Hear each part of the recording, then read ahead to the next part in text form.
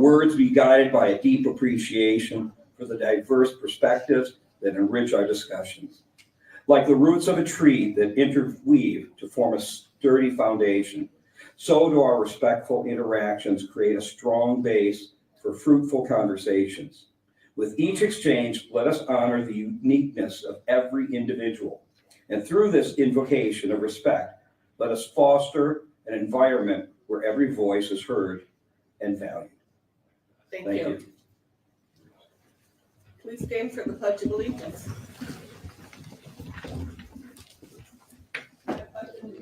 To the flag of the United States of America, and to the republic for which it stands, one nation, under God, indivisible, with liberty and justice for all.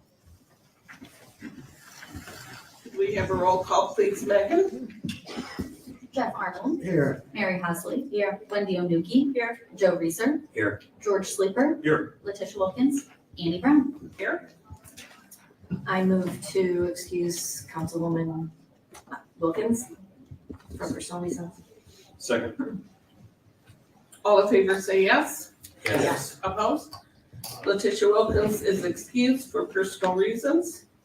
Is there a motion to approve the agenda? And do you want to limit the public comment to 3 minutes?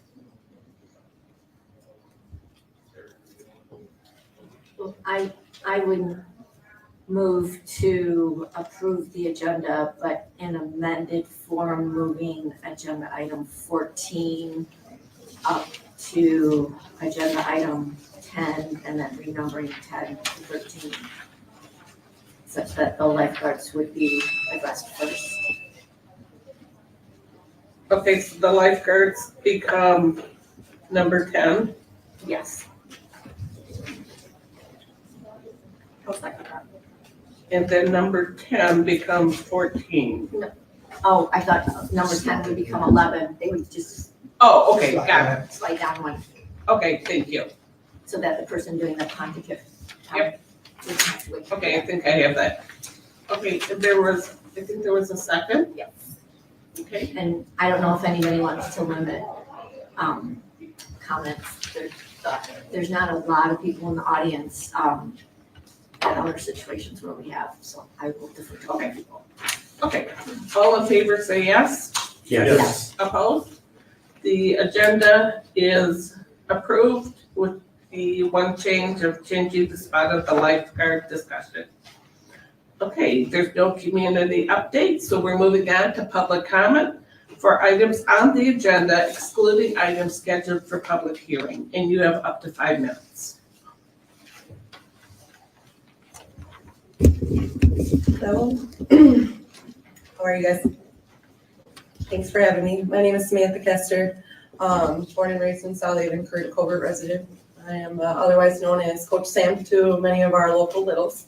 I teach the elementary swim program here in South Haven. I am here to talk about lifeguards. As many of you know, I am very pro lifeguard and I am a lifeguard advocate.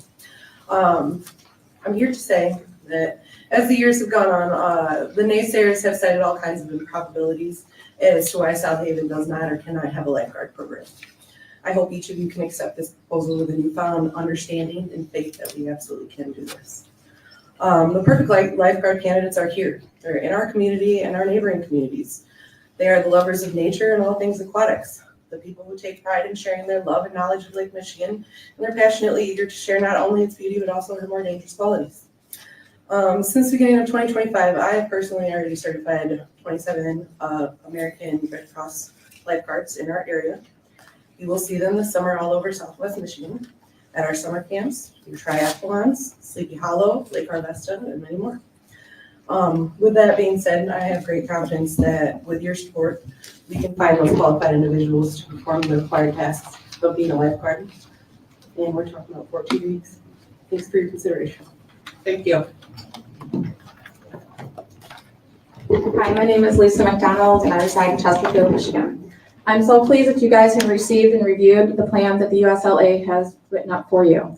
And I'm confident that once Mr. Brewster does his presentation, that you will find it almost impossible not to vote for lifeguards. South Haven is a beautiful town. It is no wonder that hundreds and thousands of people flock here every summer. As you read in their report, your chance of drowning on a beach protected by a lifeguard is 1 in 18 million. When I first heard that fact, I thought I misheard and I had to Google it, but it is. They are on a properly certified lifeguard beach, 1 in 18 million. Further in their report, they say that with those statistics, South Haven probably would go 50 years or more without a drowning. Knowing that those statistics and knowing that Lake Michigan at times can be very dangerous and sadly deadly, it is time for South Haven to stand up and protect and respect the people that come to this town and keep your economy going every year, year after year. Lifeguards should not be seen as a luxury or a liability, but rather a responsibility and a priority. Lifeguards should definitely be on top of your priority list moving forward. I have spoken to the experts in the lifeguard field. They have assured me that you can get a program done for this summer. And as a reminder, myself and many of the followers on my website, Save Lives, Hire Lifeguards, have committed to sponsor lifeguards getting their certifications. And there are many other people that want to join in and do what they can.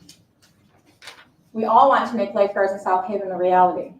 I urge you not to waste another minute getting the lifeguard program going. So please, no more excuses or delays. No more meetings, fake meetings to schedule more meetings to discuss something that's been brought to your attention for over a decade. Please, for Emily and Corey, and all the Emilys and Corys to come, please vote yes on reinstating lifeguards to your beaches. Vote yes to protect lives of those who live here and those that visit here. Thank you. Thank you.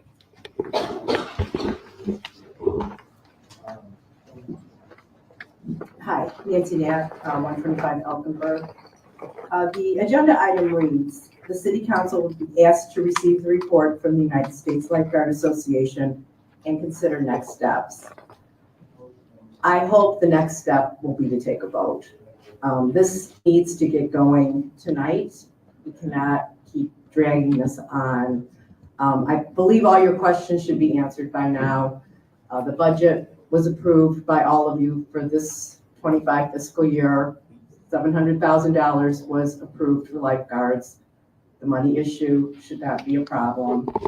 USLA has already answered the liability concerns and other concerns within their report. I hope you all read it and that there can be a robust discussion tonight and we can vote to get going so that we have lifeguards on the beaches in 2025.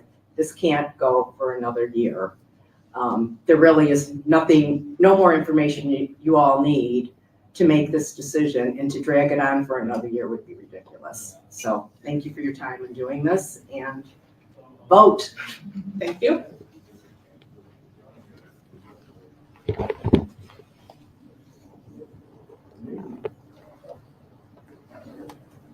Jack Fitzer, 24.5 Grand Boulevard.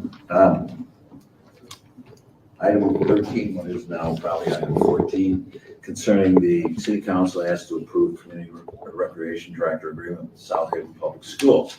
I would like to express a strong opposition to this concept of a recreation program for our community.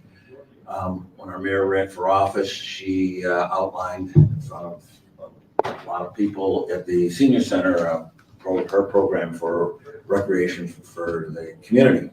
At the time, we asked a very pointed question about that exact idea that the recreation department would be run by the schools. And the answer to the question was nebulous, didn't expect it to come up.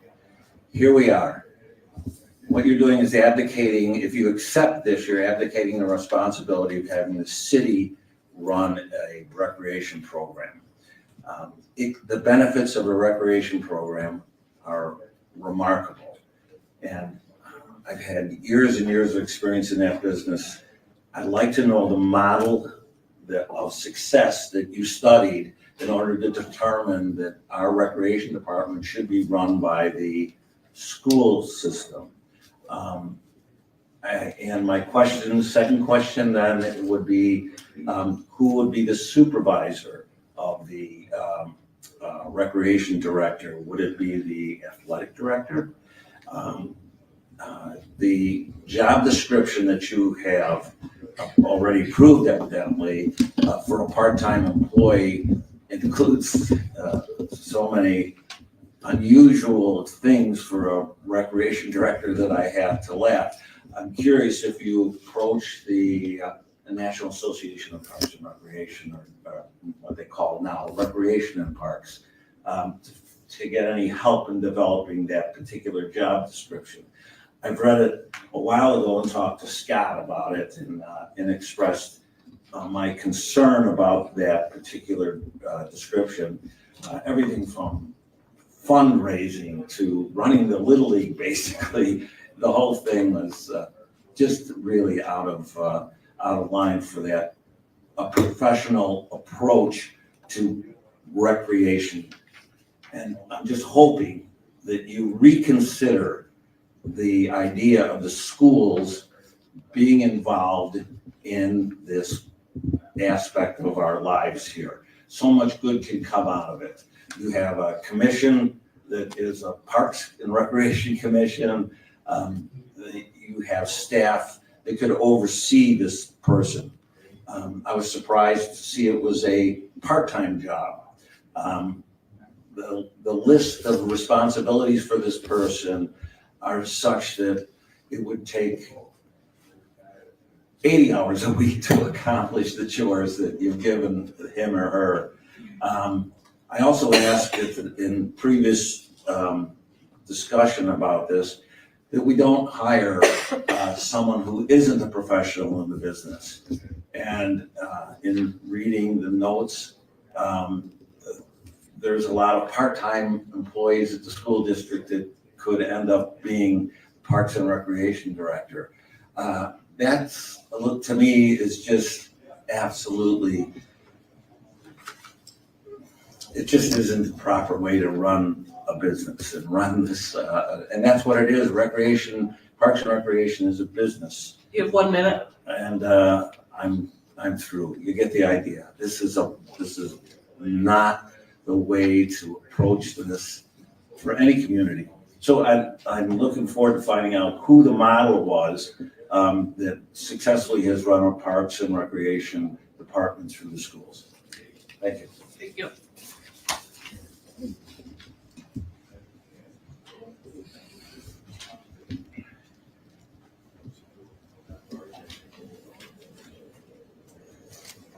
Good evening. I'm Grace Boardford at 302 Michigan Avenue.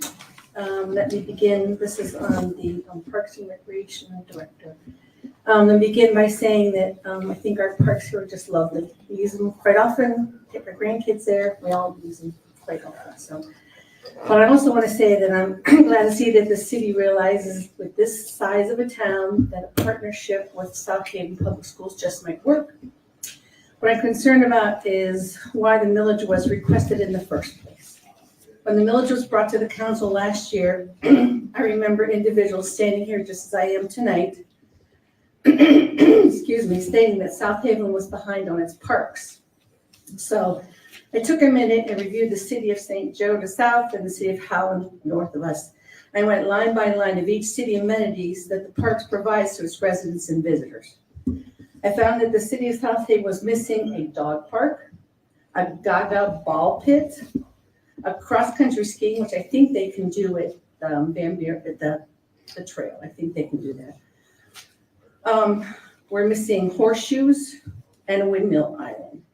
And the other thing that we're missing is on those two cities, Parks and Recreation, there's more programming provided at downlifts, and you can, it's a little more itemized than the city of South Haven.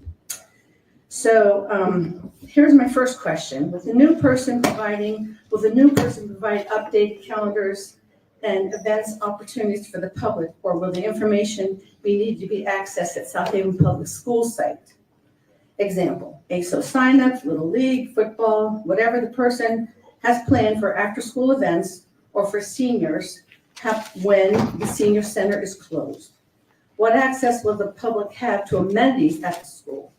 I spent some time reviewing the long-term plan for the parks, and it's a very aggressive long-term plan, which is good. But if we use the funds generated by the new millage, will still be able to maintain the parks at an adequate level. My concern there will be additional millage requests for maintaining existing new projects on the horizon. There are cities that have paid dog parks that are very successful, and even there are free parks available to residents and visitors. I know there has been an increase in pickleball, but there's the senior center, the public schools, there's the pay-for-play option in town. My guess is that not be enough. So can there be a fee if we have new pickleball courts? And that we can have teams play for revenue? Or an adult recreation soccer, which has a pay-for-play, as many cities and municipalities have? Can the new CRD come up with ways to generate additional revenue for the parks? In closing, please, please make sure that we can maintain the current levels that we have before we go back to the voters for more money to cover the projects that we cover in the future. Thank you so much. Thank you.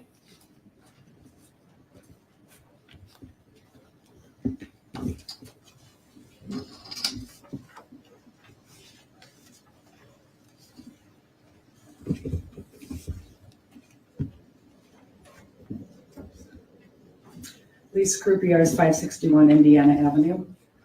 I'm also speaking on item, which is now agenda item 14, the Community Recreation Director. I wasn't sure if I was going to have 3 minutes. I assumed I was only going to have 3 minutes tonight, so I planned my comments accordingly. But so I had not included a lot of what Mr. Fitzer said. That job description is scary, long, and a lot of responsibility for a full-time person. And as Mr. Fitzer pointed out, and also Grace, can't remember Grace's last name, but Grace said that it reminded me of when I grew up in the city of Dearborn, which had a very robust parks program. And it was a department. It was a Parks and Rec department. And the schools were a separate entity. But from my comments here, so the $90,000 annually to the Community Recreation Director, which is taken directly from the agenda packet, with future period amounts increasing as appropriate and mutually agreed upon by parties involved to cover the wages, benefits, and other recreational expenditures budgeted. As much as I read through the agenda packet, I could not figure out what the expenditures included. I had a conversation with a community member, and are the expenditures for, it was referred to, in fact, well, let me just continue. So is this $90,000 a budget for this position? Is it a budget, or is it the salary of this individual? And again, 29 hours a week part-time is expecting an awful lot. Please clarify the other recreational expenditures. Does this include recreational equipment or just the supplies to execute this position? This is resident taxpayer money, and we deserve to know the details. So I know there are equipment needed to start up a position. It sounded like the person needed to have knowledge in operating a fax machine, a printer, a computer, and that kind of thing. I'm not sure the price tag on that, but then I also looked at the Parks Commission agenda, and it's as vague in that agenda as well. So I think it needs to be clarified what exactly this $90,000, what is the salary of the individual, I guess is, and how is that pulled out of there, and what is the extra money? Is it used for equipment to do their job? Recreational equipment or office equipment? Then agenda item number 16, which is now number 16, about the prosecuting attorney selection. I looked at the city charter, and the city charter does say that the council may designate any attorney or law firm to have responsibilities for particular legal matters and shall designate an attorney or law firm to prosecute ordinance violations. Such legal counsel shall advise officer or department head of the city as to the officers or department head's official duties or as to matters concerning the city as a whole, but such legal counsel shall serve at the will and be responsible solely to the council. So I sent an email today with this information. And I understand it's Bloom, the current attorney we have, and then another firm that we're looking at. And I don't know if it's advantageous to have the same firm do both responsibilities, or if it would be advisable to have two different law firms handling the two different areas. The thing that I do want to clarify is that such legal counsels shall serve at the will and be responsible solely Your time's to up. the Thank you. council. Thank you.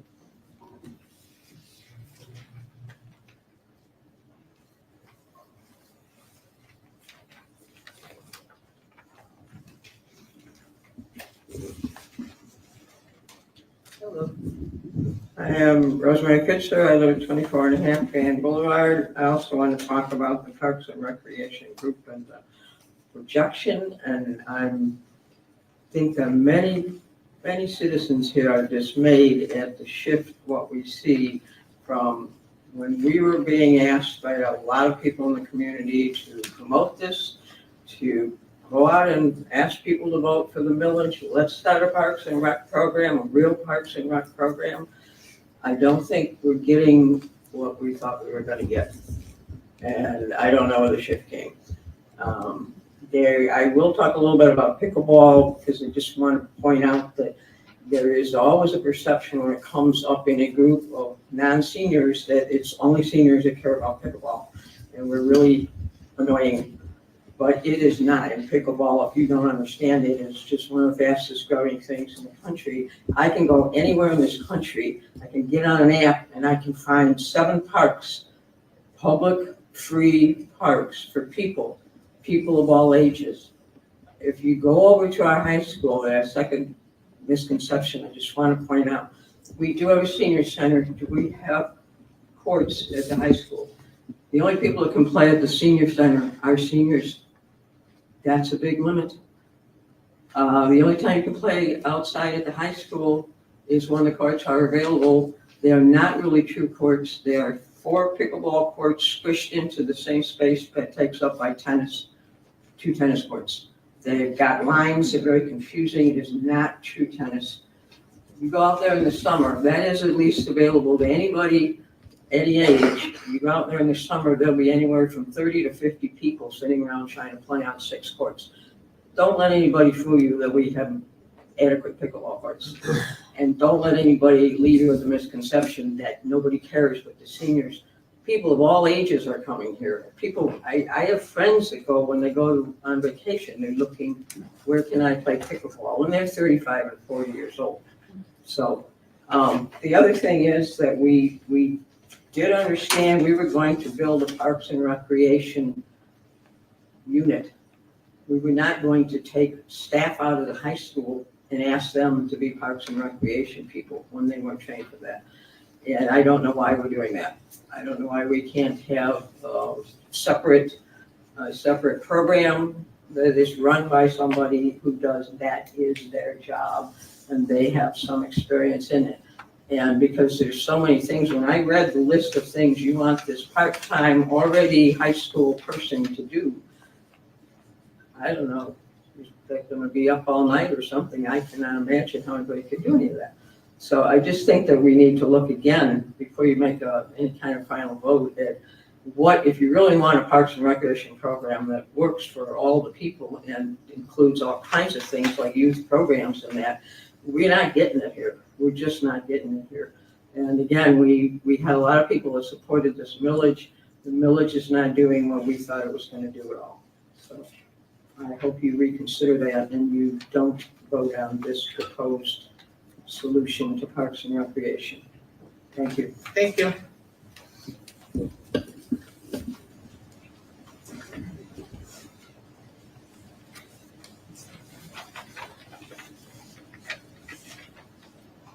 Any other comments?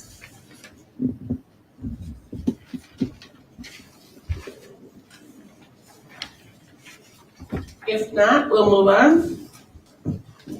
We are at the consent agenda. Is there a motion to approve the consent agenda items A through H? I move to approve consent agenda items A through H. Second. Can we have a roll call, please?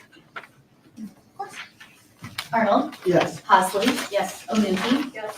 Reeser, Yes. Sleeper, Yes. and Brown. Yes. Motion carries. Thank you. Next, the city council will be asked to consider approval of the following special event applications. A, special event 2025-17, Aldans Furry 5K 2025, to be held on Saturday, June 28, 2025, from 8 a.m. to 11:30 a.m. at Kids Corner. B, special event 2025-18, Night of Worship and Baptism, to be held on Saturday, August 24th, 2025, from 4:30 to 8 p.m. on the North Beach. C, special event 2025-19, Festival of Cars and Cruisin' for Kylie 2025, to be held on Saturday, June 7th, 2025, from 5:30 a.m. until 4 p.m. in the Huron Street parking lot and pavilion. D, special event 2025-20, Via Crucis, the Way of the Cross, to be held on Friday, April 18th, 2025, from 6 to 7 p.m. on Superior Street, St. Joseph Street, South Haven Street, and Monroe Boulevard. And E, special event 2025-21, South Haven Dinghy Run, to be held at the Huron Pavilion following the farm market on Saturday, July 19th, 2025, from 3 to 8 p.m. for the 19th annual Dinghy Run. Is there a motion to approve the special events? I move to approve special event 2025-17, Al Van Fury 5K 2025, as read by the mayor. Special event 2025-18, Night of Worship and Baptism, as read by the mayor. Special event 2025-19, Festival of Cars, Cruisin' for Kylie 2025, as read by the mayor. Special event 2025-20, Via Crucis, the Way of the Cross, as read by the mayor. And finally, special event 2025-21, South Haven Dinghy Run, as read by the mayor. Second. Any discussion? I have just a quick Go ahead. question. On the Festival of Cars, Cruisin' for Kylie, I know there's been issues in the past with moving of the farm market. Is that, we got a good place for the farm market to end up? We do. Last year, we moved things around, so the farm market is now in the Dykeman Park area. So I think that worked out very well last year for cruising for Kylie, as well as I think 1 or 2 days with the farm, with Blueberry Festival. That seemed to go very well instead of having them moving across the street next to Ace Hardware. So we have been moving into Dykeman Park and have been trying to kind of get those issues ironed out. It's those one-time events where you're trying to get all the unknowns kind of ironed out. I've heard good things from the vendors about moving into the park for that one day. Thank you. Okay, anything else? All in favor say yes. Yes. Opposed? The motion passes and the special events have been approved. Next, the city council will be asked to receive the report from the United States Lifeguard Association and consider next steps. Okay. Thank you, Mayor. I do know that we have Chris Brewster here. And Chris, if you have your jump drive, I can get that over here. Good. I do want to make sure that I kind of clear up something that was brought up in the USLA lifeguard report, in that they do have a section called civil liability. However, I do want to underscore that that is not our understanding of civil liability, is that the city is still an attractive litigant, and that there is no gross, or there is no blanket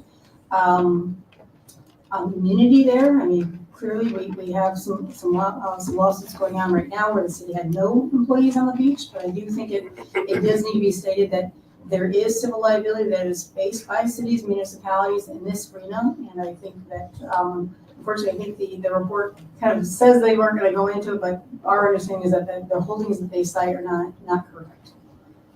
Thank you.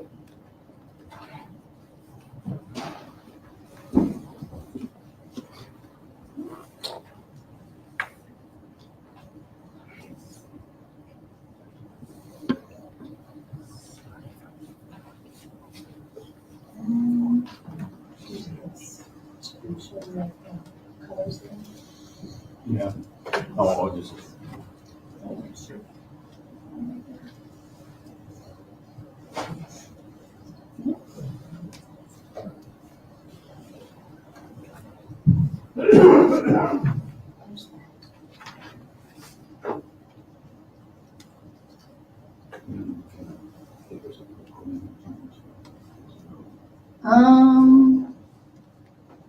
How about I share this one?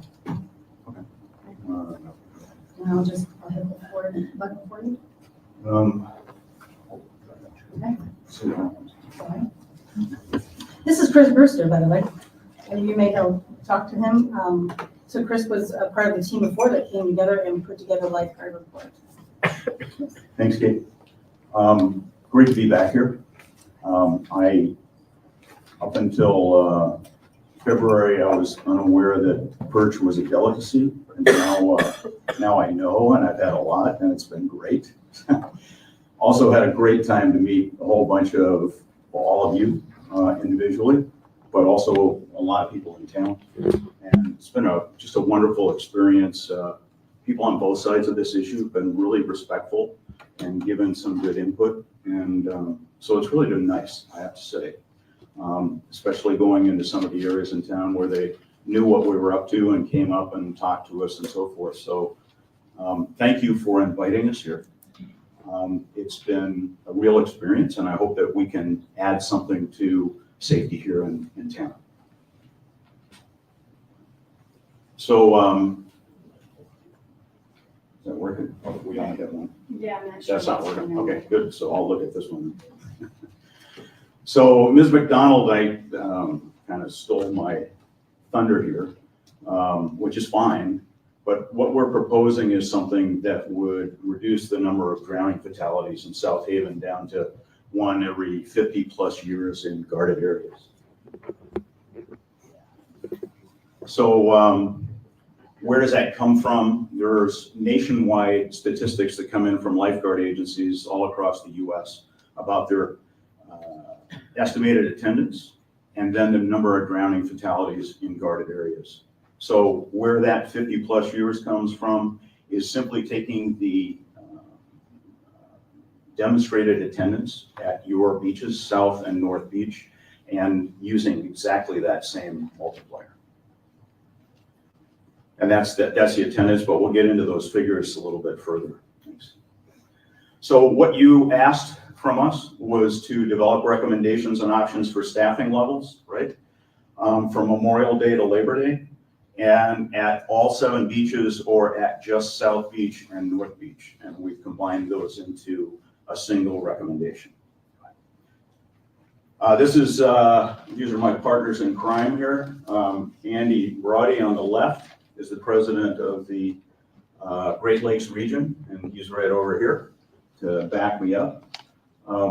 Merrill Riley is a retired lifeguard captain from Los Angeles County who ran their training program. And Jim McCready, chief of Hallandale Beach, but also somebody I've worked with on projects like this all around the US, in Costa Rica, in Puerto Rico, and a number of other areas. And I just want to emphasize that is not our usual beach attire. So yes, while we were here, Kate was kind enough to give me a list of stakeholders on all sides of the issue. And we reached out to every single one and invited everyone to meet with us. And I'm happy to say that I would say probably 95% of the people we were able to meet with when we were here, or in some cases, people were in Hawaii and we had to Zoom with them. So South Haven once offered a very effective lifeguard program, and we had the opportunity to meet with people who ran that program and who managed that program. It sounds from everything we've heard like it worked really quite well. And it appears to us, but we weren't able to go back into the archives all the way, that South Haven guarded its beaches at least from the 20s or something like that until 2001. Then, as you know, in 2001, lifeguard services were ended. And since that time, you've had 12 drowning fatalities and a whole bunch of other close calls that happily ended better. So when the lifeguard program was ended, there was no specific plan laid out by the city council at that time about, well, what do we do if somebody gets in trouble in the water?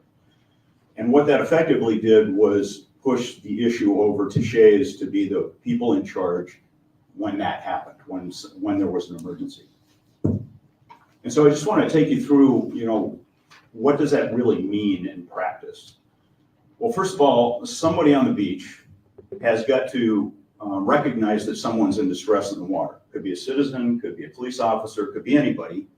But they have to observe it, and those people are not sitting there waiting to see if somebody gets in trouble. I mean, that's not their job. And people in the water don't always yell for help. So somebody's got to observe the person in distress, call 911, obviously hope that the call goes through, wait for the operator to answer the call, and sometimes dispatch centers get backed up. The operator has to screen the call, obviously, ultimately dispatch the call.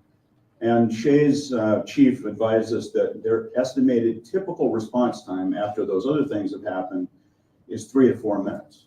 Now, a typical response time, and I worked in a fire department for a very long time, means that some days it might be 2 minutes, and other days it might be 12 or 15, depending on if they're engaged in something else. And then when they respond down here, there's not people who are specifically trained as rescue swimmers. Rather, there are firefighters who are trained to go into the water under certain circumstances. And that includes wearing a life jacket, being tethered, and in some cases putting on a dry suit before they go in. And then there's a second firefighter who holds onto the line. But Shays makes it very clear in their policy that if the firefighter is not willing to go in, they may not be ordered to go in the water. So I guess what the overall takeaway from this is you have inherent delays in this process that may be 5 minutes and they may be 15 or 20 minutes.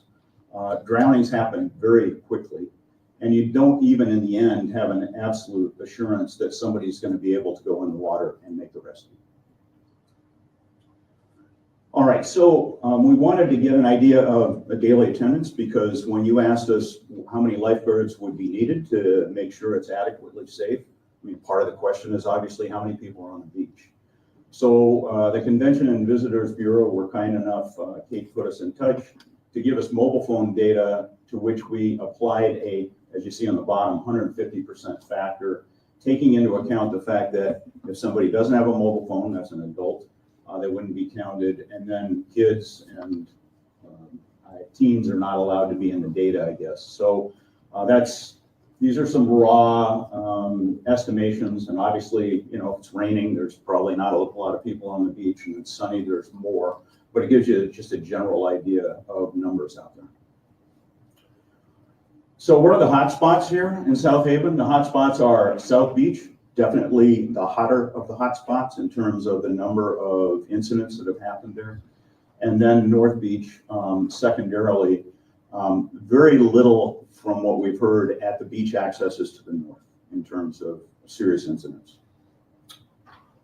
All right, so there's an enterprise fund. When the council in 1992 decided to approve a concept about paid parking, Their primary reason was to pay for lifeguards and police, and then a secondary reason was to make beach improvements.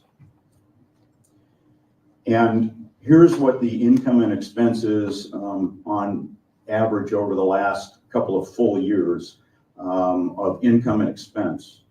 And keep in mind that the way the enterprise fund works, and I had an enterprise fund when I was a lifeguard chief in San Diego for a junior lifeguard program, is that you identify a project that generates income, and then you account for that income and expense in a separate line account, and that's what's happening here. And so your income from primarily parking, but also concessions and citations are all going back to take care of beach expenses.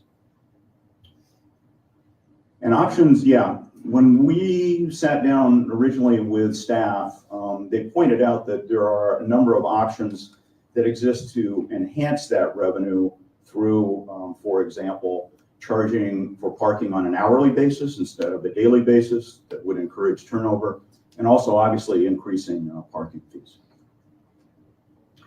So I appreciate what Kate had to say about civil liability, and I think what we said in the report was that you should not rely on our advice regarding civil liability, but we're going to give you some anyway. First of all, liability requires provable damages. If there's no drowning, there is no lawsuit over a drowning that didn't occur. So I think you can expect reasonably that if the number of drowning deaths that go down, you're going to have less civil liability issues. Yeah, Michigan government agencies are generally immune from cases of errors on the part of employees, except for gross negligence and proximate cause of that negligence. So this is what the Michigan Supreme Court said. Is my time up? This is what the Michigan report said about that, and I'll just leave it to you to read that. So what are methods to prevent drownings? And before we get into the lifeguard piece of this, what are in the big picture can you do to have less drownings? Learn to swim programs in the community. I mean, that obviously addresses your own kids. Junior lifeguard programs are fantastic. They are typically self-funded and really get kids in a community oriented toward the hazards there and how to deal with the hazards. Off-site education, well, you do quite a bit of this. Website, putting stuff in hotel rooms, possibly in short-term vacation rentals. There's a wide variety of ways to get at that off-site education. Then on-site passive education of signs and flags, and you guys have signs out there and you have flags out there. Just point out that the one up here on the right is the one that was created by the National Oceanic Administration and the United States Lifesaving Association, and that's been out there for about 20 years. So that's the standard approach. You have some variation of this. And then on-site active, think of your South Haven ambassadors, for example, going out and talking to people individually. But inevitably, some don't see the signs, some see them and don't follow them. And of course, signs and flags and websites don't rescue people in distress. And I just wanted to talk a little bit about flags because it's such a big, highly used method here. So flags are regulated, and I don't mean legally regulated, but the international standard for flags comes from the International Lifesaving Federation. And here's what they say: flags are only to be used on beaches where lifesavers qualified to ILS standards are on duty. Flags are not an acceptable substitute for properly trained and equipped rescuers, but a tools for their, that is, the lifeguards' use. So that's the international standard when it applies to flags. And also the international standard involves a yellow, red, and double red flag, no green flag. And why is that? Because there was a lot of discussion, and I was the life-saving commissioner for the International Life-Saving Federation at the time that we developed these standards. there was a real concern for the idea that the water's never safe. It's always possible that somebody can drown regardless of what the conditions are. So putting up green has the potential to give people the wrong message.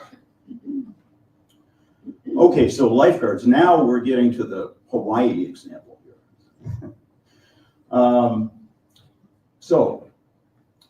This is not a typical wave at South Haven to my knowledge, but this is an actual wave on the North Shore of Oahu.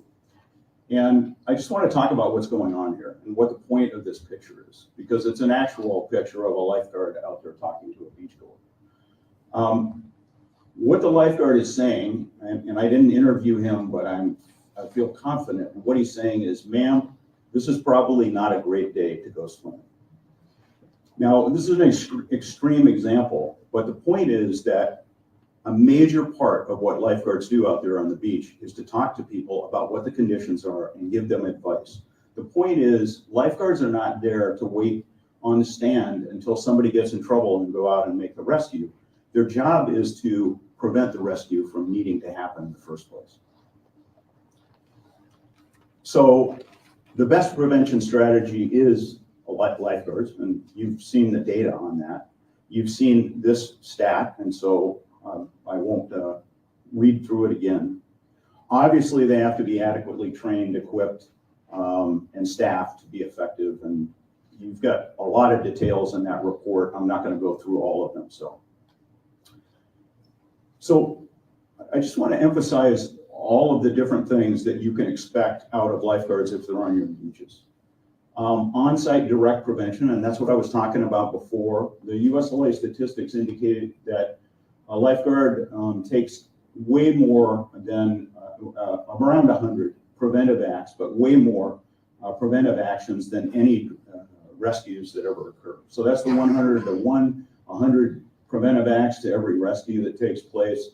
Their job is to scurry around the beach and talk to people and say, hey, don't swim here, swim there. Your peers are a perfect example of what a lifeguard would be expected to do, is go up and say, hey, move down a little way because this is a particularly hazardous place. Obviously to make rescues. Medical aids, that's a routine part of what lifeguards do, and many of those medical aids don't involve drowning. It's just somebody who got hurt on the beach and they can take care of them. Code enforcement is a very normal role of lifeguards throughout the country, and they're empowered at various levels depending on what agency. Obviously, lost and found people, which I would emphasize is 99% kids and moms getting separated and dads, and then just being local ambassadors for the community. So what do lifeguards need to be effective?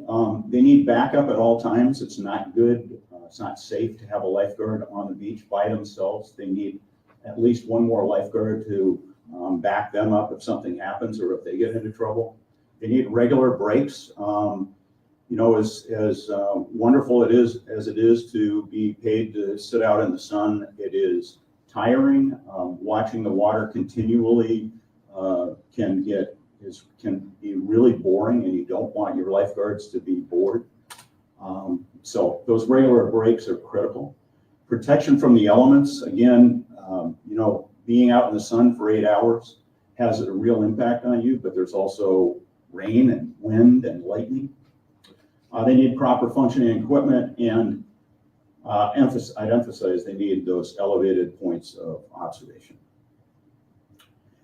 So I'll get into our recommendations here. We're recommending 5 lifeguards Monday through Thursday at South Beach, 6 Friday to Sunday. And why is that? Because when we broke down the stats and the information we were able to get from that data is your busiest days are Friday, Saturday, and Sunday. They're not all identical, but they're the busiest days. And Monday through Thursday is less busy. So what we envision is having a couple of lifeguards come in early, a couple of lifeguards come in late, and one in the middle of the day, but I'll talk a little bit more about that. And at North Beach, 5 lifeguards daily. And let me just explain the difference between South Beach and North Beach in 2 ways, so you can understand why we approached it this way. one of the great things about North Beach is the parking lot is well away from the pier. And the piers are probably your biggest hazard out there. People, when they arrive at the beach, don't walk very far. They tend to get in their car and go straight to the water. So the beauty of North Beach, the way it's configured, is going straight to the water is a significant distance from the piers, and it's naturally safer because of that. South Beach is not that way. But the second issue is that prevailing swells in the summertime, prevailing surf, seems to come from the south and hit that pier at South Beach and not be so much of an issue at North Beach. Now, that's not every day, that's not all the time. Swells come from different directions, but if you look at the drowning data, you see that South Beach is a greater challenge than North Beach is. So we're recommending that you have one chief lifeguard, whatever you call that person, 5 days a week, who's overseeing the entire program. We're recommending all of the lifeguards work staggered shifts, coming in 9 to 5, 10:30 to 6:30, and then 12:30 to 8:30. Why is that? Because again, if you look at the attendance patterns, there's obviously people down there in the morning, less than there are midday, and then you still have people on the beach until 8:30, and in some cases after that. You asked us about those north beach accesses, what should happen. Our view, based on the call volume and the circumstances up there, is that part of the job of the North Beach lifeguards will be to regularly patrol those areas, talk to people that are up there, give preventive advice and so forth, and then if there are emergencies, to respond up there. But at this point, based on the level of attendance, as we understand it up there, and your past experience with tragedies in that area, that seems like an area that can be handled in that way. Obviously, we recommend that they all be trained to USLA standards. And I talked about the chief lifeguard, but we're recommending below that 3 categories: a supervising lifeguard, a lead lifeguard, and regular lifeguards. Now, what's the rationale behind this? You've got 2 beaches that are geographically separated. They can't back each other up the way they are right now. So they have to manage themselves independently of each other. So we are proposing to have 2 lifeguards come on from 9 to 5 at each beach, and we recommend that you would want at least one person who is a supervising lifeguard or a lead lifeguard on the beach at all times, whether on the morning shift or the evening shift, and that part doesn't matter so much. So that's the concept there, and so you would have one of your lead or supervising lifeguards working 9 to 5 and one from 12:30 to 8:30.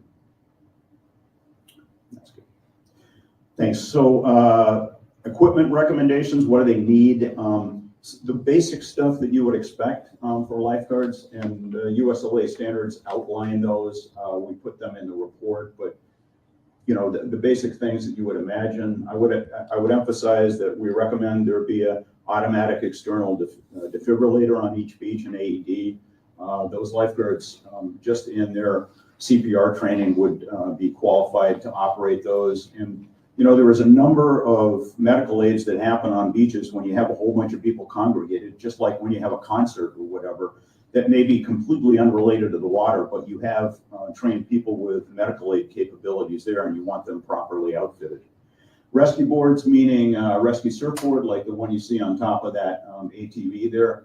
And I just took a photo of that ATV the other day. It just gives you an example. There, 2 people can sit in it. There's enough area in the back for equipment. And you can also, if somebody gets injured, put them on a stretcher and move them off the beach to wherever Shays comes.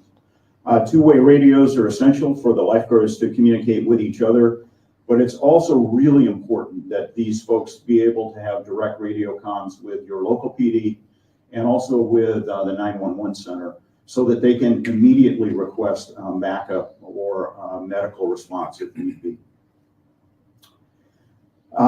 So here's a couple of towers, example towers. There's a couple of companies that are sort of make most of the towers that are out there. One makes them out of aluminum, one makes them out of fiberglass. There are a whole bunch of different ranges of these lifeguard towers, so you don't have to look at this and assume that this is the one that you would need. But we recommend that you have 3 at South Beach and 2 at North Beach, and the way that would work is that on the weekdays at South Beach, you would most likely staff 2 of those towers during that entire 9 to 8:30 period, and 3 on the weekends or the Friday, Saturday, Sunday. On North Beach, you'd probably staff both of them in the midday periods. So, yeah. And some other recommendations here, rip current signs to national standards. So I showed you that sign earlier. I just recommend that you would want to come into compliance with the national standard. I talked a little bit about this North Beach issue and how you naturally have a safer situation because of where the parking lot is. But there's ways at South Beach to encourage people to swim away from the piers. For example, there's a disabled access ramp that goes out, and you can put that in the middle of the beach so it's not near the piers. And people use those to walk down to the beach anyway.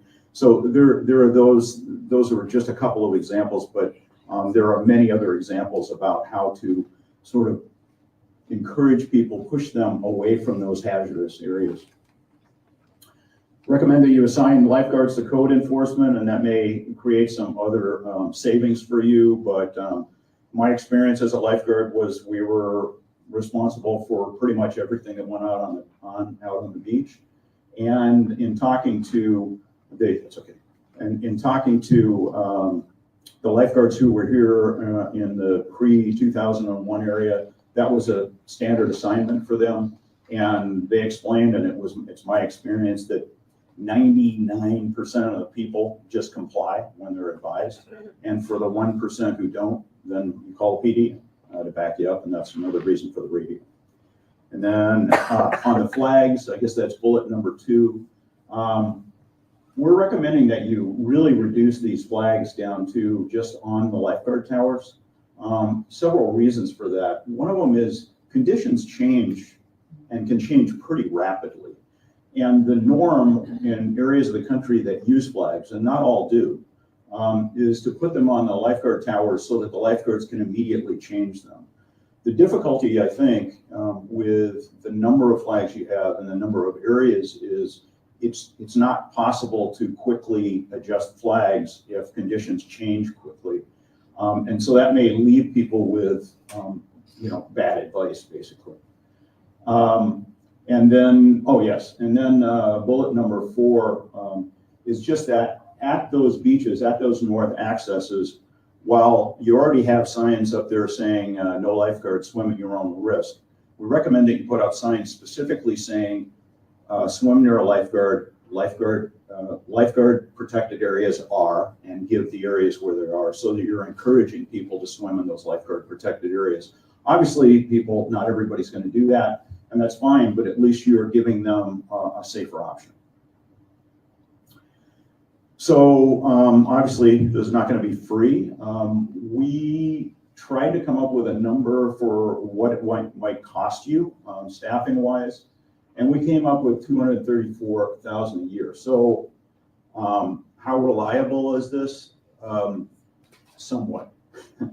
What we had to do was we had to determine what we thought it would take you to recruit, or attract and retain quality individuals that you could feel confident would continue through the summer season and would be able to meet the minimum swim standards and so forth. And there were people that you would want out on your beaches doing this kind of work. So we came up with the average figure of $25 an hour. Now, is that right? Is that not right? I would say that that's why you have a human resources director who will know the exact figure that's going to make this work.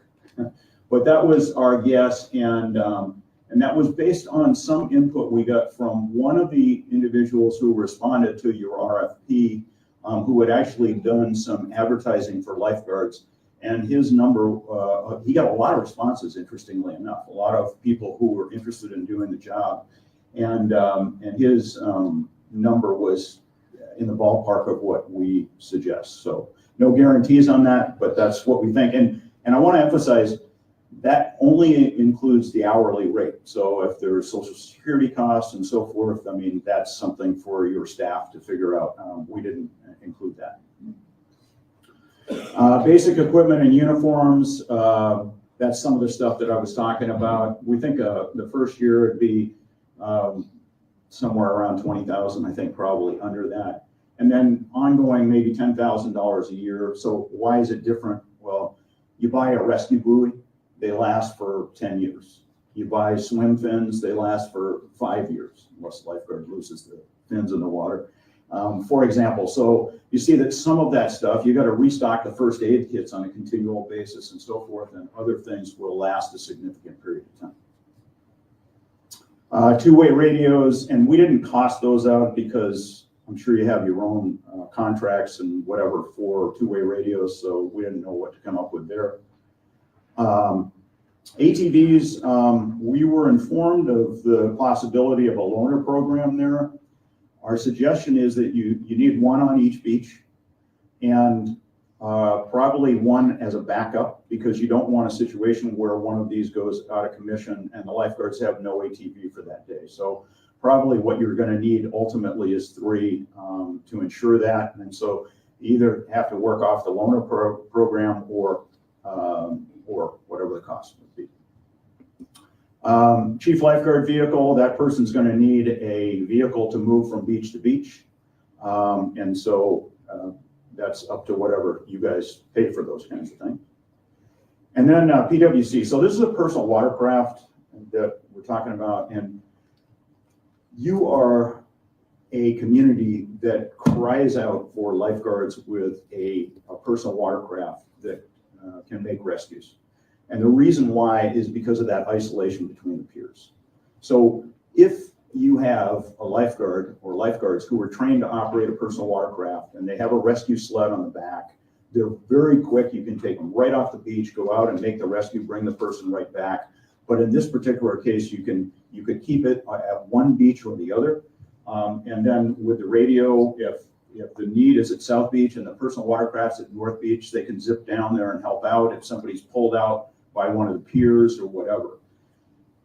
The only caveat here is that our recommendation is that only experienced lifeguards operate a personal watercraft. And our feeling is that in the first year or two, as you're slipping into this, would probably not be the time to put lifeguards on personal watercrafts right away. But as soon as reasonably possible, that you have a mature staff who can handle them. And I'll emphasize that on PWCs, there are loads of loaner programs out there, so you would probably have little to no cost for that once you could use it. And okay, so the towers, really, I mean, that's your big sticker item in terms of a capital cost. They vary from $16,000 a year to $75,000 a year. Now those towers last 20 years, something like that. But obviously you're in a position where you need to purchase 5. And realistically, it's not like you can turn around and get them tomorrow. This isn't, Dunkin' Donuts where you can just go in and buy one. They have to be ordered and there's some significant lead time. But there are many beaches around the country, including Los Angeles County, who actually build their own lifeguard towers. So it's not as if you have to purchase one of the ones that I showed you back there or something like that. The reason that lifeguard agencies tend to go toward those is that they're pre-made, they're really well designed, they can be pulled off of the beach in the off season, which obviously would be necessary here. And they're really long lasting because of what they're made out of. So it's as I say, it's probably a once every 20-year cost for each one of the towers. That's good. Possible revenue sources. I think I really mentioned that earlier about the idea of parking revenue and so forth. So I suppose you're the experts on that, not me. So I won't go too far into that. So, yeah, what's all this, what are the benefits of it?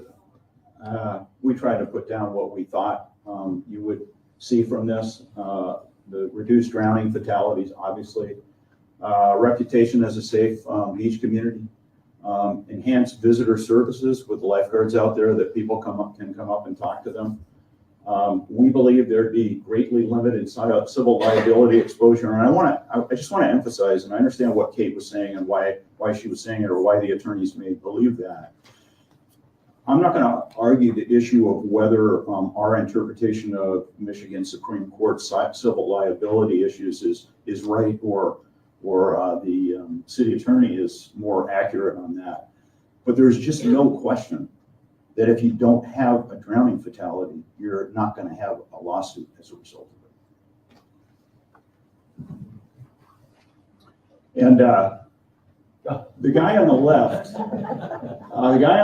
is an actual lifeguard. The guy on the right just plays one on TV. And obviously that was some time ago because I didn't just decide yesterday to start shaving my head. So anyway, thank you very much. And we're here to answer any questions on this.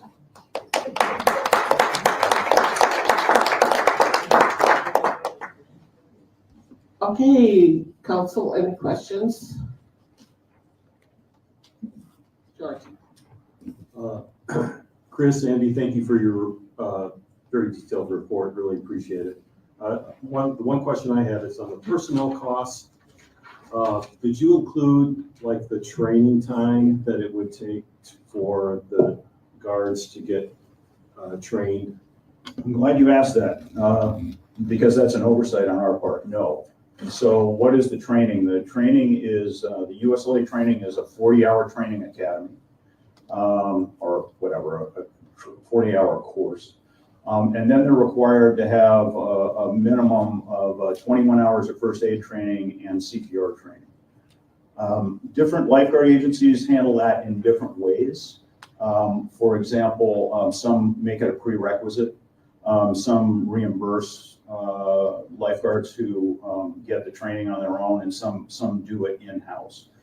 The reason obviously you're pointing out a good oversight and an important oversight, but it's also important that we require that training be provided before the lifeguards are assigned to the beach. In other words, the entire 40 hours. So if you really are deploying lifeguards on Memorial Day weekend, for example, it would have to take place before then.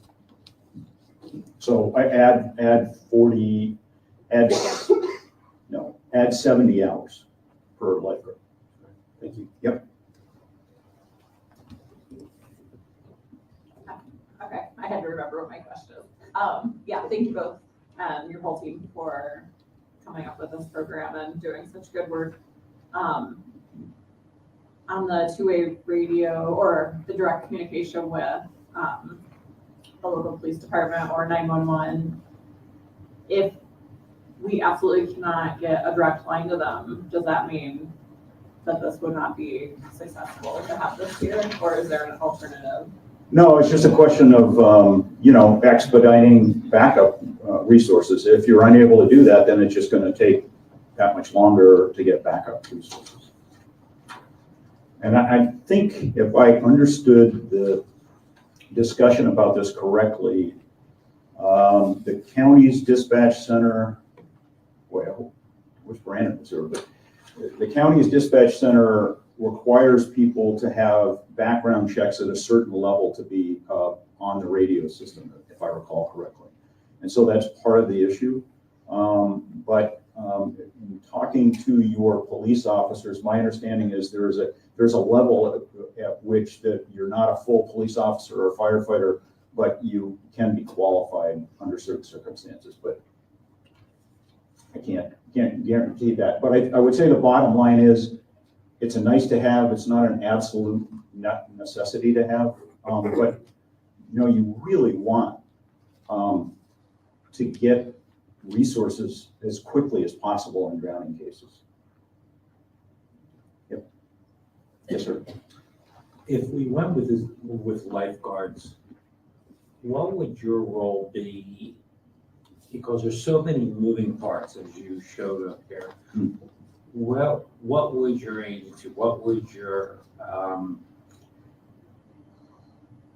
the USLA, what would your role be in helping us try to coordinate all these different moving parts and get us started? Sure.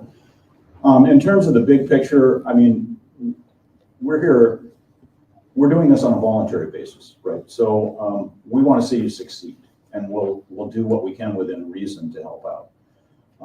What we have done in the past, when a community is wanting to start up lifeguards and has never had or hasn't had a program before in a long time, is there are retired lifeguards who have run agencies, who have done training and so forth.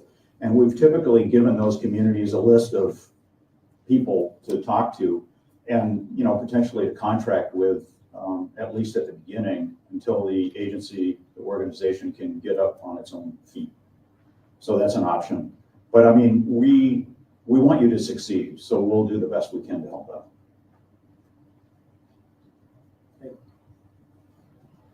Mary?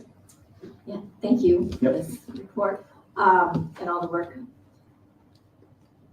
For, you talked about one AED at each beach. So you propose one AED per beach, not per stand.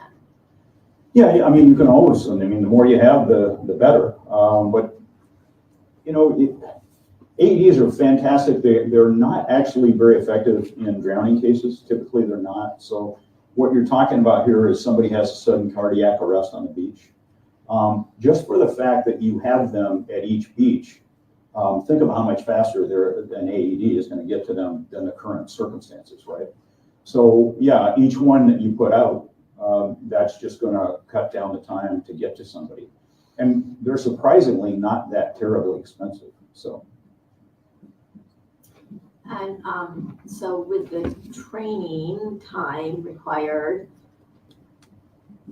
and us already being in April, I mean, what is the feasibility of having lifeguards on North and South Beach this year?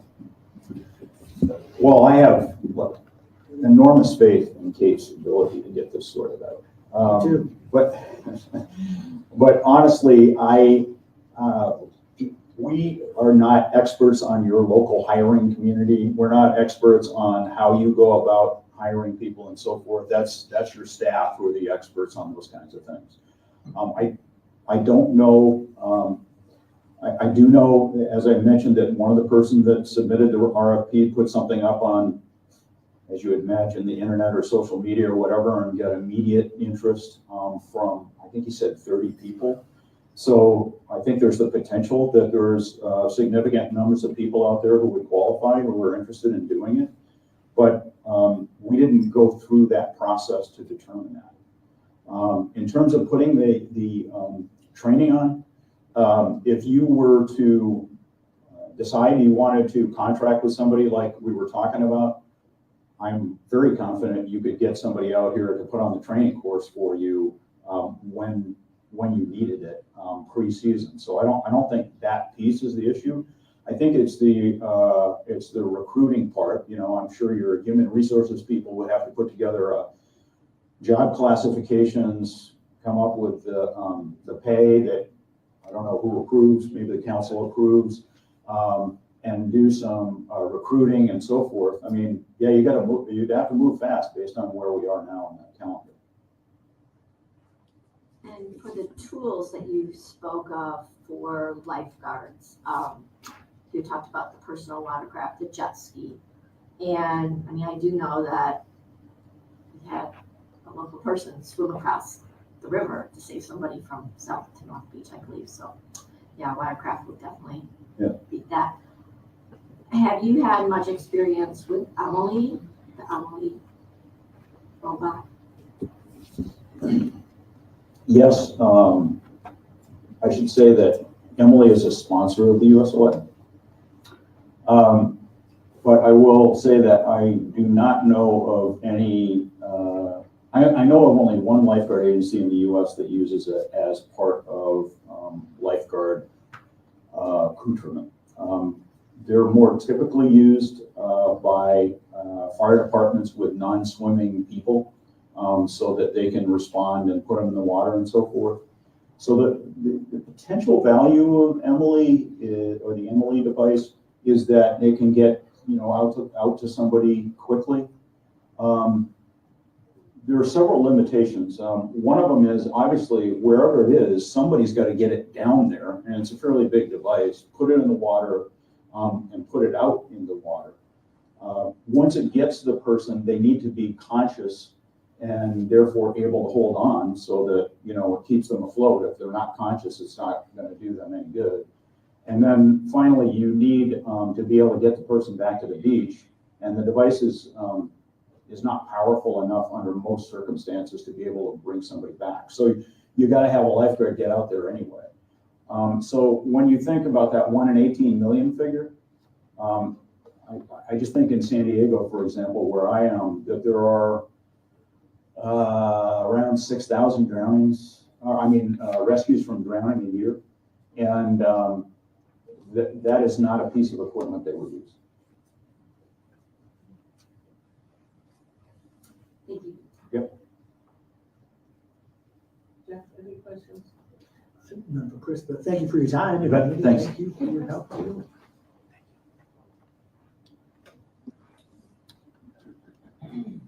Any other comments, Kate, or? I don't have any other comments. Was there anything that council had any question of city staff or city attorney Andy Gordon? Yeah, Andy, I was wondering if you could speak to Chris's comments about liability. You're the lawyer. Yeah, one thing to expand upon Kate's prior comment on the concern with the clarification of Michigan law. And this is looking to page 15 of the USLA's report, third from the last paragraph. So they're referring to a case called Shearhart v. City of Troy. And in that paragraph, it states that this case was appealed to the Michigan Supreme Court and heard on November 9th, 2021. The Supreme Court ruled in part that as a matter of law, lifeguard's delay, even if it constitutes gross negligence, cannot be a cause in fact of a person's drowning. Our office disagrees with that characterization of what the Supreme Court said in Shearhart v. City of Troy. I have a copy of the actual order that the Supreme Court held in that one. And just kind of reading from this, it says, in part, in lieu of granting appeal to leave, we vacate that part of the Court of Appeals opinion holding that as a matter of law, a lifeguard's delay, even if it constitutes gross negligence, cannot be a cause in fact of a person's drowning. The next sentence in that opinion reads, this court rejects the notion that a governmental employee's failure to intervene can never constitute proximate cause of an injury. So we don't believe that the court in that case held that a lifeguard's delay can never constitute cause in fact, but rather would turn on the facts and circumstances of the individual matter at issue. So that's the one comment that we added to that one.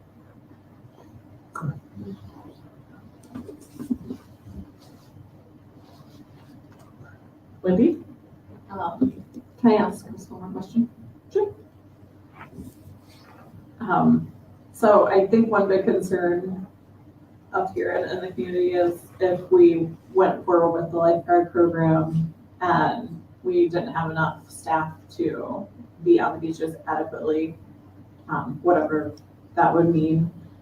Do you know of that being a common situation, or like how do communities handle that if there is a staff shortage? Well, at risk of getting into the liability issue, let me just say this.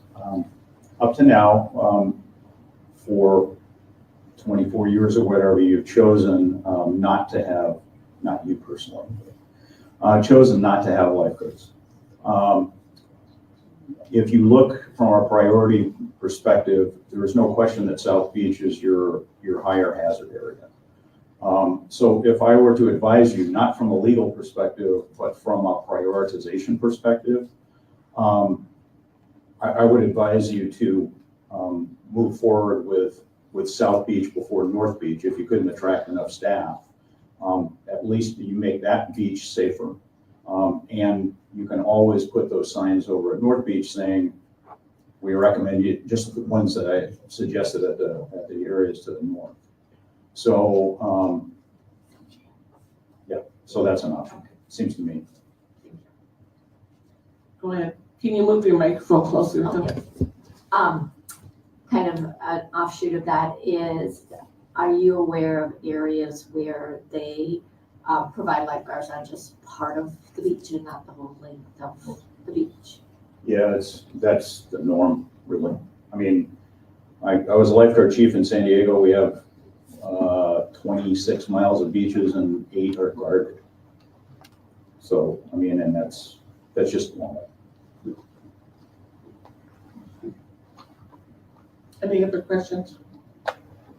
Okay, we were asked to receive the report from USLA and consider next steps. Tell me what you'd like to do and how would you like to go forward with this? I'll make a motion if I can. I move for city council to take action to implement the first steps of a lifeguard program for the 2025 beach season for the USLA report recommendations. Support. Any more discussion on this? George? So the question I'm not fully understanding yet is how much the lifeguard program is going to cost and how it's going to get paid for.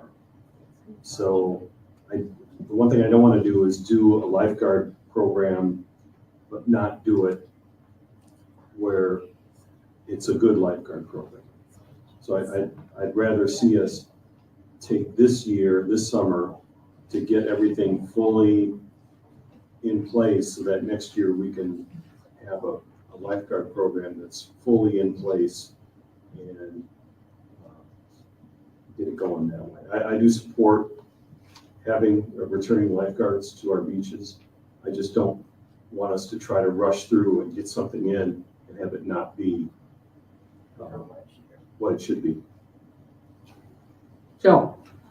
Can we tonight, I guess, take a vote that we do or do not want to move forward with a lifeguard program? And also state that we don't want to put a timetable on it to give staff time to look at things like cost, like income, like liability, and some of these other issues that still are not completely finalized, but at least to the community and to ourselves sitting up here that we've made a commitment that we are going to go forward. Unless something comes up that would prevent the program, but at least make a statement that we're going to go forward. Is that possible? Well, there's, go ahead. Comment to that. My hesitation would be the same as George's. I don't know that we know the cost yet. You know, I was trying to run some numbers, $234,000. That doesn't include Social Security. I said we've got $30,000 on the tower, so $150,000 there, 20 in equipment, so $400,000. But then we still have to purchase the ATVs, the car for the chief, and the personal watercraft, which the personal watercraft will not be right away. I just don't feel like the numbers are there. I don't want to make a statement, yes, I'll vote for lifeguards once we get that, because I want that number out there for the public to know, because I want to know where that money's going to come from. We can definitely raise some parking fees. We could, restructure some of that stuff. But I think it's going to take some cuts. And I want the citizens to know what's going to get cut if we're going to do this. So do I want to continue exploring this? Absolutely. Is it important? Absolutely. But I'm not ready to move forward until we can put some dollar signs to this stuff. Okay, go ahead, Mary. Wendy? I mean, someone brought it up earlier that we did have this as a priority for this current fiscal year, so we should have some money budgeted for this. When I was trying to add up some numbers, and I thought I was being kind of generous, putting it at $350,000 for the first year with the startup fees. which is under what we budgeted for it. And I think by taking the first steps, if we voted on this tonight, part of the first steps would be having that line budget to look at. But I do see no problem with us being able to find that money through raising the parking fees. I like the idea of that going to hourly. But it's already been a priority that's been budgeted, so I guess I don't understand the problem there. Yeah, and I was gonna say the budget was 700,000. So that's above what was estimated. And I feel that it's more kicking the can down the road, doing it into next year. I mean, I had asked for a report similar to this in January of 24. And it wasn't brought to us until March of 25. We knew that if we wanted anything last year, we needed to start in January. We knew last year if we wanted anything this year, we should have started in January, and we haven't. It sounds from public comments that we have potential lifeguards here. We can build this out with how Chris had mentioned it by at least starting on South Beach, where the most drownings occur. And if we have then enough recruitment, we expand it to North Beach. It's already isolated anyway and non-contiguous with other public beaches, so that appears to make sense to me to at least start on South Beach, so that we at least get this started to do our priority from the 24-25 priorities. Megan, can you repeat the motion? Yes, I have moved to, move to direct city council to take action to implement the first steps of a lifeguard program as laid out in the USLA proposal is what I got at the end. Okay, and I don't know if we should amend that to say direct staff. Or if necessary to look at South Beach first and then progress to North Beach. Because here, the recommendation is both beaches. I just don't know what. Yeah. First steps now. I think that, to me, that is first step to figure out whether that's coming out with a line item budget of what they've given us, or if it's coming up with job descriptions. I think, if you want us to come up here with first, second, third steps, Okay, would be a fan of that. let's stick with the motion and let's do a roll call, please. Okay, Hasley, Yes. Onuki. Yes. Reeser, Yes. Sleeper, No. Arnold. No. And Brown. No. That is a tie. Okay, so the motion fails. We can move on. Or Joe, did you want to make your motion that you discussed? No. The Okay. current motion's fine. Okay, we're moving on. Can I ask a question? Sure. We're missing one council person tonight and can't hold off the vote. Do we have the option at another city council meeting in the near future to bring the same motion up again and take another vote? Yes. Thanks. I was wondering if we had other first steps that we wanted to give staff.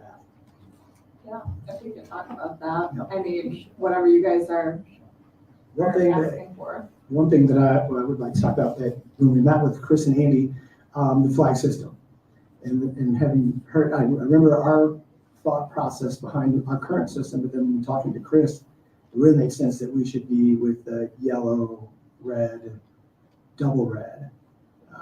And so that's a simple, quick thing that I think we can agree on.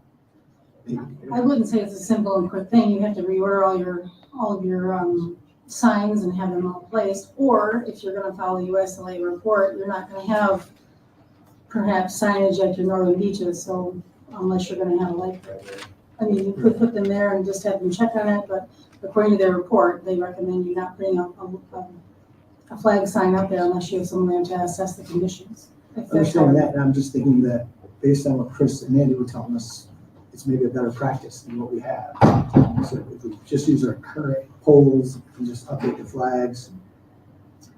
I just remember Chief Hinn saying, no water safe, and Chris repeated that. Right. So I like that, yellow, red. I have to go back and check because we also have a settlement from 2001, C7, so I'm not entirely sure how we can just remove the entire color.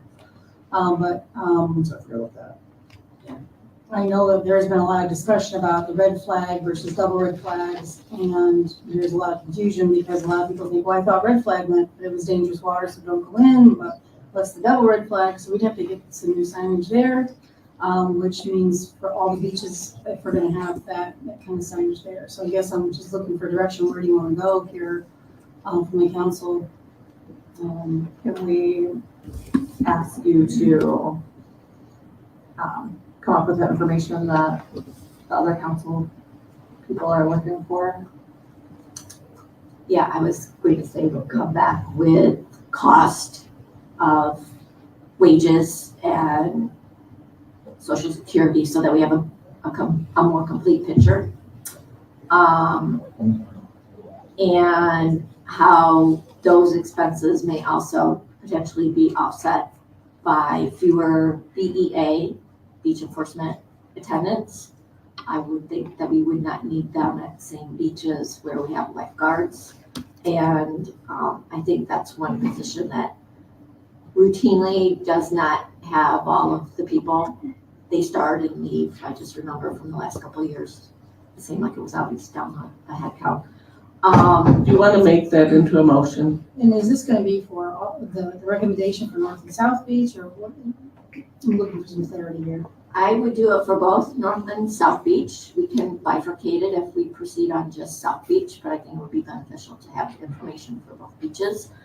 And I would move that to direct staff to come back to city council with an itemized list of cost for the lifeguard staffing that was proposed in the USLA report for North and South Beach.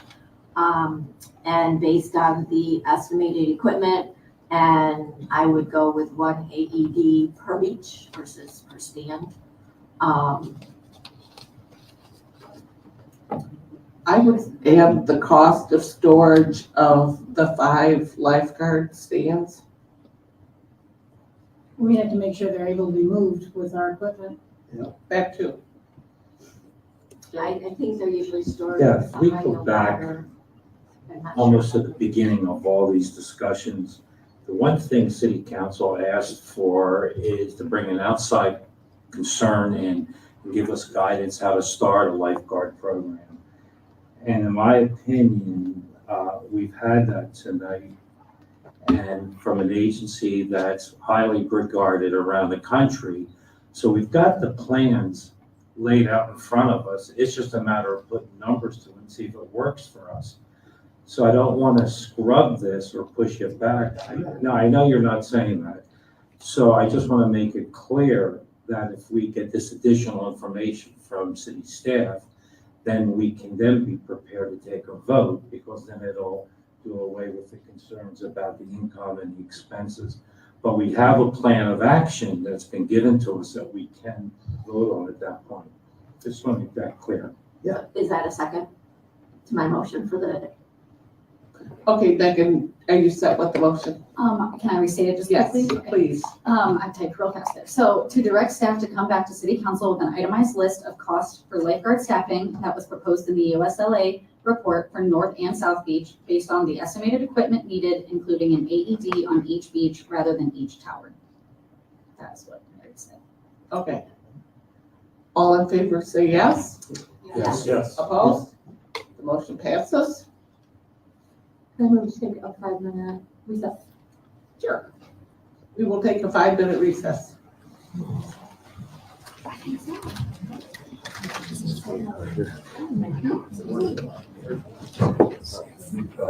Yeah.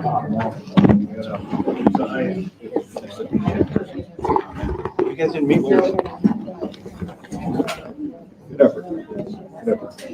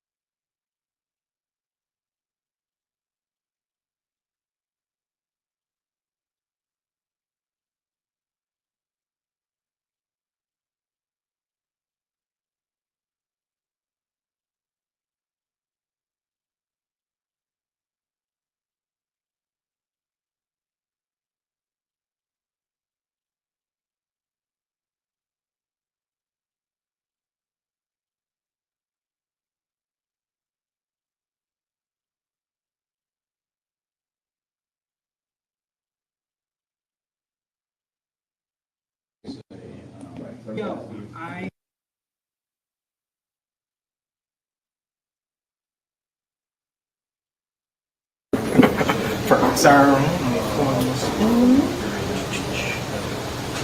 so just take a little bit more talking. Here comes the hardest part as always. Spell your name and who you are. Okay.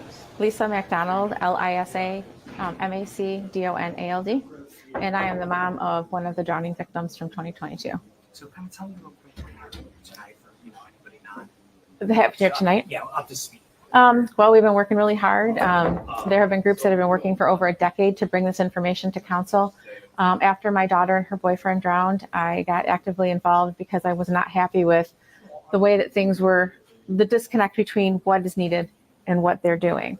I was very encouraged tonight. I've read through the USLA's proposal many times, and it's a very sound proposal. I was disappointed that the city manager came right out before the presentation, dispelling the liability issue. I'm not quite sure where they're getting their information from. Where we're getting it from, that does not seem to be an issue. There are 2 other beaches in Michigan, St. Joe's and New Buffalo. They have lifeguard programs. We keep encouraging South Haven to reach out to them and see how do they do it? Like, what are their thoughts on it? I don't know if they have done that. They have not shared that information with us if they have, but there are places that are successfully doing lifeguards on the beaches. And this beach is known to be very dangerous and at times, sadly, deadly. My daughter and her boyfriend were both great swimmers. They grew up on the other side of the state with Lake Huron, Lake St. Clair. They got caught in a rip current that caught them by surprise, and there was nothing that they could do, and apparently nothing anyone could do. My thing is, drowning is quick and silent. It's not the drama that you see on TV. And I have interviewed thousands of people since I started this mission, and most people do not know what drowning looks like. And so they're seeing these people out there, and they don't know they're drowning. So 2-3 minutes might be going by. Then somebody recognizes it. They have to call. Mr. Brewster had a great graphic of how long that might take. And sadly, getting into 3-4 minutes, you're having irreversible brain damage. And, that's horrific for not only the victim, but for everyone involved. Having a lifeguard there, they know what to look for. They know to get out there and do exactly what is needed to save that person. And hopefully people don't even get into those situations because they are patrolling the beach. The lifeguards I've spoken to said that they very seldom have to do rescues. It's more about educating, keeping people safe, letting them know this is not a safe place, moving them away from the piers. It just seems like a win-win situation for South Haven. They bring in a ton of money in the summer with the tourism. And I just feel, my new tagline is they need to stand up and they need to respect those people and protect them. They are the ones that are driving the economy in the summer, and they need to protect them. They lure them in with beautiful B&Bs and marinas and little shops and great restaurants, a groomed beach, concessions, parking. It just seems like it makes sense that they would want to protect that. And with the stats that Mr. Brewster came up with, the 1 in 18 million if you're on a guarded beach, that number blows my mind. And then from his document, that they wouldn't see drowning, maybe 50 years or more. To me, I'm a former teacher, the math adds up. Get lifeguards. I believe he also said, to avoid liability and lawsuits on drowning, prevent the drownings from happening in the first place. No matter where you go, no matter what you do in this world, there's always the potential of a lawsuit. And if we all led by that fear, there wouldn't be anything going on in the world. And so I just think this tourist-driven city needs to take care of those people that drive this city for, a majority of the year. You kind of touched on it a little bit, but do you feel like this presentation was enough information? Do you feel like, the council, got what they wanted? So I believe that several council members did get what they wanted. What I have found in the last 2 years getting involved with this, they always have one more question, one more thing. And personally, we have given them, if it's not been, my group, it's been Bobby Pratt and Dave Benjamin's group, it's been other experts. They give them the answers to those questions. Tonight, they were talking about concerns about funding. I don't know how many more ways we can tell them. The beach parking is enough to cover that funding. Raise it a couple dollars, people might complain, but I've been on vacation. You're at the beach with all your stuff. You don't care. You're already spending thousands on hotels and food. What's another $5 to go to the beach? That really doesn't seem like a problem to me. I just came from Fort Myers Beach and paid $20 and parked like 4 blocks away under a bridge. you're on vacation, you do what you have to do. So some of the questions they ask, they literally do have the answers to. They're in that document, or they're in stuff that we've given them, that people have given them. So they need to stop asking questions, look at what they're given. They have the opportunity to be the forefront of lifeguards along Lake Michigan. They could be a hub. They have amazing people supporting them from the USLA, from the Great Lakes Surf Rescue Project, from the swim teacher in this town. My website has 20 some more people that want to sponsor lifeguards to get their certification. We want this to go forward, and we're doing all we can, and they need to accept all that. And in my opinion, just do what's right. You can't put a price on human life. Losing my daughter and losing her boyfriend was absolutely the worst thing in the world. And every day it's a reminder, because I live on the other side of the state by Lake Huron, Lake St. Clair. Water's now a trigger to me, and what I've gone through, we just want to help other people not experience. And they have the tools, they have the resources. They just need to do what's right. It's time. You already touched on it again, but talking to those people that have gone through similar circumstances, maybe they got lucky, maybe they, weren't as lucky. What would you say to them? How would you, what message would you give to them? It's hard. I started a Facebook group, Save Lives, Hire Lifeguards, and I have met incredible people through that. Advocates, victims that have survived, victims who have been with people who haven't survived. And it is just my belief, and I'm a former teacher, so I have talked to so many people. We in Michigan don't understand how the lakes work. People coming from out of the state, they have no understanding how that lake works. So the advice I give to people is know the water that you're going to before you go. Do your homework. I'm guilty of it. I don't think I've visited visitor websites when I've gone places. I've learned a lot since my children drowned, but people need to be aware. Signage needs to be better. The flag system needs to be better. Like Chris Brewster said, the flag system is a tool to be used by trained lifeguards. They have inexperienced beach officers out there going, hey, it looks kind of, I don't feel that flags adequately represent what's going on in the water. And so people need lifeguards. People go to beaches and they put their faith in the towns that they're going to. Well, this must be okay, because if it wasn't, they wouldn't let us be here. And I think that's just human nature. And so we need those lifeguards on the beach to be the first responders if something happens, to change those flags, to help people, whether they're in the water or not in a medical emergency. They are just so important. Their job is just, it encompasses everything. And we can't always wait. I don't feel